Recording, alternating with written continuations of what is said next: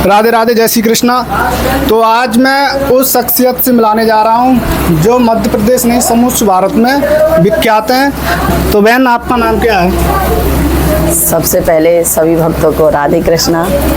हमारी जन्मभूमि तो कन्नौज में है जी। हाँ, और अपना आश्रम है मथुरा हड़ियावन धाम जी। और अपने महाराज हैं जय रामदास महाराज हड़ियावन धाम जी। विख्यात है ये। तो हम वहीं पर अपने महाराज के साथ में निवास करते हैं। तो बहन जी, आपका गांव कौन सा है जो मेन है, जहाँ से आपने जो पढ़ाई की शिक्षा ग्रहण की थी? वैसे जब अपने बचपन में थे तो ये डिस्ट्रिक्ट कन्नौज में पड़ता है जी। और खिसौना पर पड़ता है, खड़नी के पास में जी।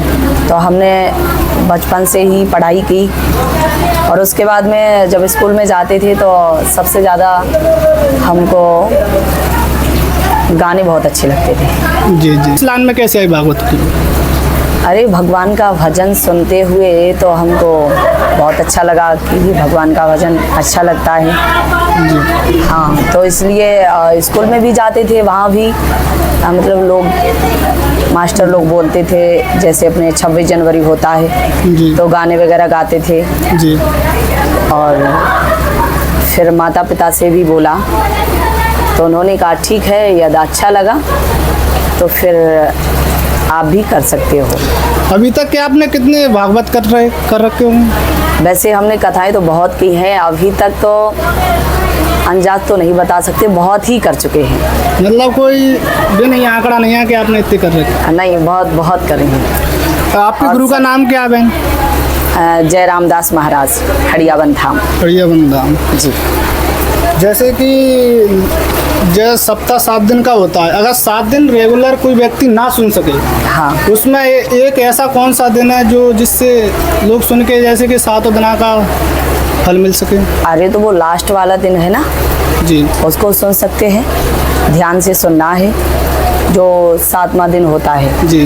हाँ, उसको कथा सुन करके और जो लास्ट वाला श्लोक होता है जी। उस श्लोक को जाप कीजिए और 7 दिन की कथा आपके पुण्य में आ जाएगी। मतलब एक दिन की जो लास्ट वाली कथा होती है, जिसको सुनने से 7 दिन का जो फल है वो हाँ, तो हाँ, वो लास्ट वाले ही दिन कथा होती है। जी जी। हाँ। बेटों को तो पढ़ाते हैं और बेटियों को ना पढ़ाते हैं, उनके बारे में क्या कहना चाहते हो? देखो, माता पिता का तो ये कर्तव्य होता है कि हम बेटों को भी पढ़ाएं, लेकिन बट ये बेटा है ना, ये लोग तो कम ध्यान देते हैं जी पढ़ने में। और माता पिता सोचते हैं कि चलो बेटी को क्या पढ़ाएंगे, ये तो ससुराल चली जाएंगी जी। लेकिन ऐसा कुछ नहीं है। जब तक बेटी को पढ़ाओगे नहीं और तब तक फिर भी बेटियां पढ़ जाती हैं और आगे बढ़ जाती हैं। और लोग बेटों को सबसे ज़्यादा ये करते हैं कि हाँ उनको पढ़ाएंगे, लेकिन तब भी बेटे गद्दारी कर जाते हैं, नहीं पढ़ते हैं जी। तो मैं सबसे ज़्यादा ये कहना चाहती हूँ कि माता पिता बेटों को भी समझाएं। और ये हर कोई मेरी आवाज़ सुन रहा है और मैं सभी अपने भाइयों से यही कहना चाहती हूँ कि हमारे जो भैया लोग हैं वो भी आगे बढ़ें और बेटियों को भी आगे बढ़ाएं और अपने समाज में और अपना नाम रोशन करें। मेरा तो यही कहना है। जैसे कि बहन, कई बेटियां ऐसी घर पे टैलेंटेड बैठी हैं जो कुछ करना तो चाहती हैं लेकिन कर कुछ नहीं पाती, शायद पैसे की तंगी की वजह से या घर वालों की तंगी की वजह से, डांट की वजह से। उनके बारे में वो आगे कैसे बढ़े? देखो, वो करने के लिए तो आगे चलती हैं बेटियां। अगर जिन बेटियों की शादी हो जाती है तो बंधेज में पड़ जाती हैं, उनके पति नहीं करने देते हैं जी। और जो माता पिता हैं बेचारे कुछ ऐसे मजबूर हो जाते हैं जो उनके पास पैसा नहीं है आगे जी। और जो अपनी मेहनत आगे बढ़ा सकें। जी। हाँ, तो ये है कि ज़्यादा से ज़्यादा बेटियां तो बहुत कोशिश करती हैं, लेकिन बेचारे इस संसार में ऐसे माता पिता बहुत से गरीब हैं जो अपनी बेटियों को नहीं पढ़ा पाते हैं। जी जी। हाँ, और बेटियां फिर भी माता पिता से कह करके धीरे धीरे बढ़ जाती हैं आगे। माँ अहिल्या के बारे में कुछ कहना चाहती हूँ, नारी शक्ति के बारे में? हाँ, माता रानी अहिल्या जी के बारे में, वो बहुत अच्छी माता है और वो हमारी अब तो हमारी कुल की देवी हो गई। कुल की देवी। हाँ, और जो आज हम लोगों का वंश ये विख्यात है तो केवल राजमाता अहिल्याबाई के से हम लोगों का श्रेय आता है सब हाँ, कुछ। ये वंश विख्यात है। और जो अपनी समाज जागृत हो रही है ना, उन्हीं देवी के ही माध्यम से, क्योंकि वो भी तो एक लड़की थी, उनके भी तो माता पिता थे, और लेकिन उनका ये है कि गरीब घराने में विवाह, मतलब गरीब घराने में जन्म हुआ था, लेकिन राज घराने में विवाह हुआ था।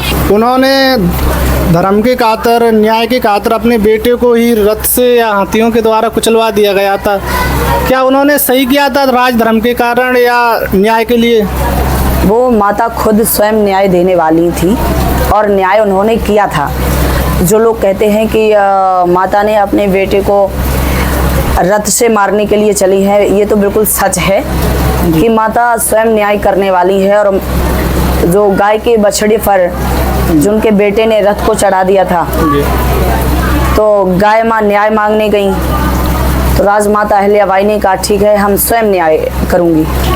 तो उन्होंने, ये सच है कि वो जब उन्होंने अपने मंत्रियों से कहा कि ऐसा काम तुम करोगे, तो उन्होंने मना कर दिया, क्योंकि एक राजा का लड़का है, माताजी का लड़का है, तो इसलिए मना कर दिया। तो माताजी ने कहा यदि आप लोग नहीं कर सकते हो तो ये काम मैं स्वयं करूंगी, क्योंकि उन्होंने भी किसी माँ का लाल छीना है, तो मैं स्वयं न्याय करूंगी। तो वो माता बहुत अच्छी थी।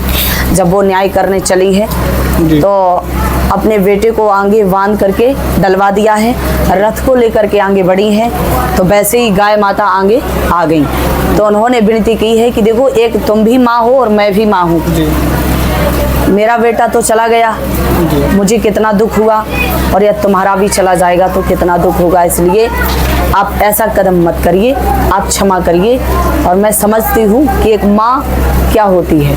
एक आखिरी सवाल, अपने माता पिता का नाम और आपका एड्रेस, आपसे लोग अगर पता करवाएं तो आपसे संपर्क कैसे कर सकते हैं? माता पिता का नाम बता दीजिए। हमारे पिता का नाम है श्री सुरेंद्र पाल जी, और माता का नाम है श्रीमती राम देवी, और गांव तो अपना खिसौना पर पड़ता है, डिस्ट्रिक्ट कन्नौज, और अपना आश्रम है मथुरा हड़ियावन धाम। हाँ, सिवाल के पास में हड़ियावन धाम है, और वहीं पर रहते अपने महाराज जय रामदास महाराज। हाँ, तो जिसको भी संपर्क करना है वहाँ पर जाएं और वहीं से कथा बुक होंगी। गुरु के ही दरबार से बुकिंग होती है? हाँ। अब जैसे अभी आप गांव में रहते हो या आश्रम में रहते हो? हम गांव भी रहते हैं, आश्रम में भी रहते हैं, और ज़्यादातर तो कथा में रहते हैं। जी जी। हाँ, जय श्री कृष्णा। सभी ने बहन को सुना, और जैसा भी हम बहुत दिनों से मिलना भी चाहते थे, आज मिल भी गए। सभी को राधे राधे। फिर मिलेंगे नए ब्लॉग के साथ।